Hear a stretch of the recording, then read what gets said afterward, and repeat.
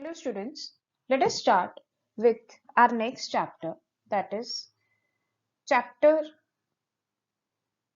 17, breathing and exchange of gases. Now first we need to understand what is breathing and what is respiration, right? Breathing is just inhaling and exhaling, that is the exchange of oxygen from the atmosphere with carbon dioxide which are produced in the cell.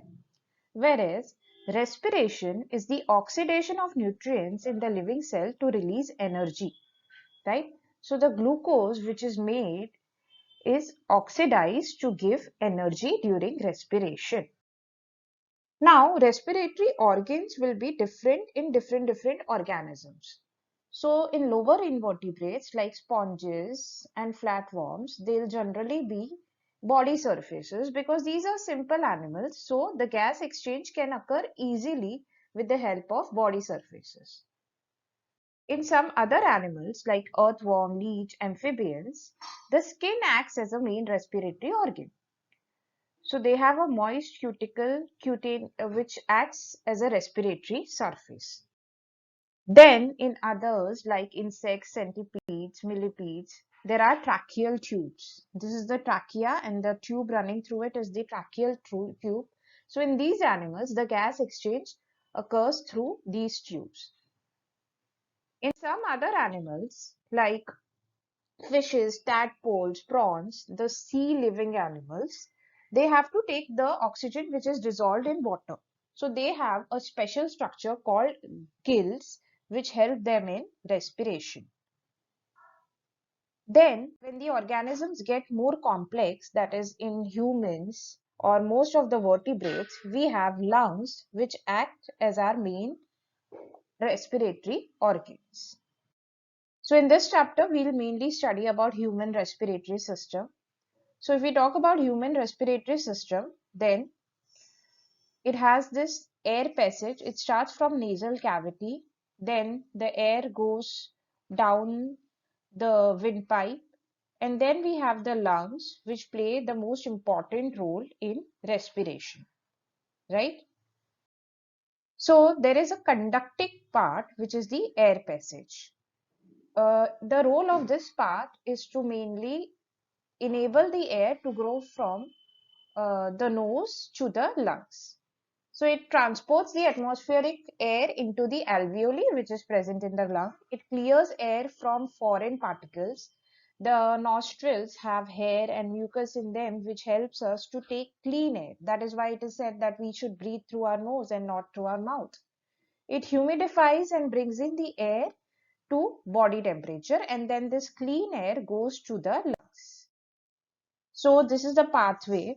We start from the external nostril, then we have got the nasal passage, then the nasal chamber, that is the nasal cavities, then nasopharynx, then glottis, larynx, this is the larynx, then we have the trachea, then the primary bronchi, secondary bronchi, then we have the tertiary bronchi. So this is the tertiary bronchi, this one, right? And then we have bronchioles, that is when it further divides into branches, it is called bronchiole. And then we have the terminal bronchioles, that is the ending bronchioles. And then we have the respiratory bronchioles. So these are the terminal bronchioles and these are the respiratory bronchioles. And then we have the alveolar duct, right? So this alveoli is the place where main gas exchange takes place. So each terminal bronchiole gives rise to many thin and vascularized alveoli. Okay. Then the air goes to larynx, which is the sound box or the voice box.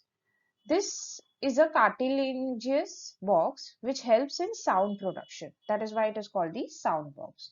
So during swallowing, the glottis is closed by epiglottis because see, two pipes run parallelly here, right? So the air does not go to the food pipe or the food does not go to windpipe. So that's why we have this. Then we have the trachea, all bronchi and the initial bronchioles. They are all supported by incomplete cartilaginous rings. Then we come to the lungs. The lungs are situated in the thoracic chamber and they rest on this elastic structure which is diaphragm, right? The right lung has three lobes as you can see here. The left one has two. Each lung is covered by a double layered membrane, that is pleura. Okay, it has pleural fluid inside it. That is the fluid which is present between the layer. This fluid mainly acts as a lubricant. Lubricant means it helps to reduce the friction between the lungs surface, and this prevents easy movement while inhaling and exhaling the air. So this is the structure of lungs. As you can see, it consists mainly of bronchi, bronchioles, alveoli. Alveoli, as I told you, is the main passage where the gas exchange will occur. So alveoli and their ducts, they form the gas exchange part of the respiratory system. They have some characteristics like they are structures with large surface area. So this enables the gas exchange to occur very easily. So let us see the steps of respiration now. It starts with breathing in. We take in the air from the atmosphere, that is called pulmonary ventilation. Then there is gas exchange between lung, alveoli and blood. Then we have gas transport, that is oxygen and carbon dioxide transport. Then there is gas exchange between blood and tissue. So oxygen in this process is taken in and CO2 comes out. And then we have cellular or tissue respiration. So let us study each of this in detail. Let us see what happens during inspiration, that is taking in of air. So first of all, the diaphragm will contract, that is it will flatten during inhalation. The vertical volume increases, right? Simultaneously, the external intercostal muscle, these are the external intercostal muscles, they contract. This lifts the ribs and sternum up. See, all this is done so that the volume increases, right? We want to take in air, so obviously we want to increase the volume. So because of all these action, the thoracic volume increases and the pressure decreases. The lungs expand and the pulmonary volume increases. The intrapulmonary pressure, because of this, it decreases and air moves from the outside to inside of the lungs. Okay. Then let us understand what is expiration. So during expiration, we are trying to push out air. That is, air is exhaled. So the intercostal muscles and the diaphragm, they relax.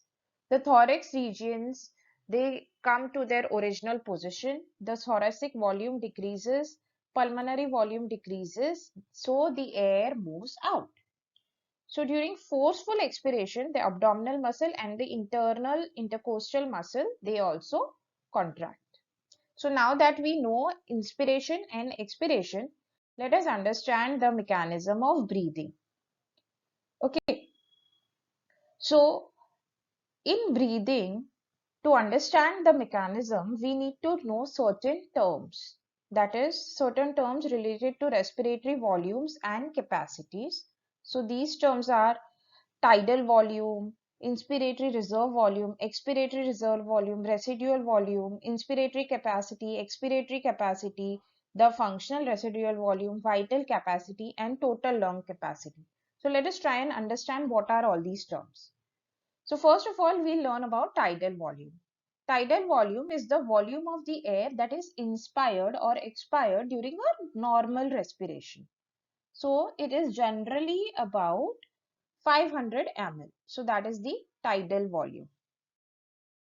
Next, we'll understand what is inspiratory reserve volume or the complemental air. So this is mainly the additional volume of air that can inspire by forceful inspiration. So this is generally 2500 to 3000 ml.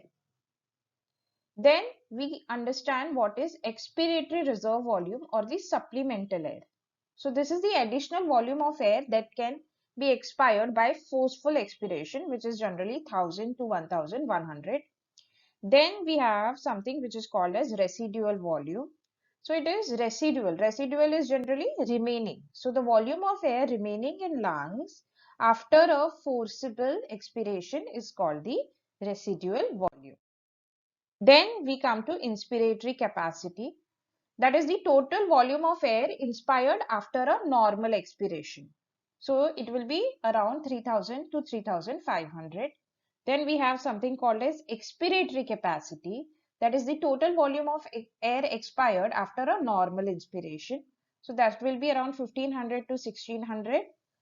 Then we have something called as functional residual capacity, that is FRC.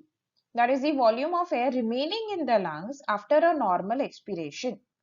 So that will be ERV plus RV, that is the reserve volume. So that is generally 2100 plus 2300. It will be between these numbers, 2100 to 2300. Then we have something called as vital capacity, that is the volume of air that can be taken in after a forced expiration, or the volume of air that can breathe out after a forced expiration. So that will be ERV plus the TV plus IRV. So that will be around 3500 to 4500 ml. Then we have total lung capacity. This is the total of all of this. So that is the air in the lungs after maximum inspiration, right? So that will be around 5000 to 600 ml. Okay. So now that we have understood all the respiratory volumes and capacity, let us understand in detail what happens. So the part of the respiratory tract, that is from nostril to terminal bronchi, are not generally involved in the gas exchange process. So this part is called the dead space. So the dead air volume will be about 150 ml. So when the air passes from all this, that is from your nose to the alveoli, the cycle is called one respiratory cycle. That is one inspiration and one expiration. Okay. So the normal respiratory rate will be 12 to 16 times per minute. And then we have an instrument called spirometer or the respirometer. This can be used to measure the respiratory rate. That is how much a person respires, inhales and exhales in 1 minute. I hope you all understood about respiration and the respiratory volumes properly. In the next video, we will learn about gas exchange.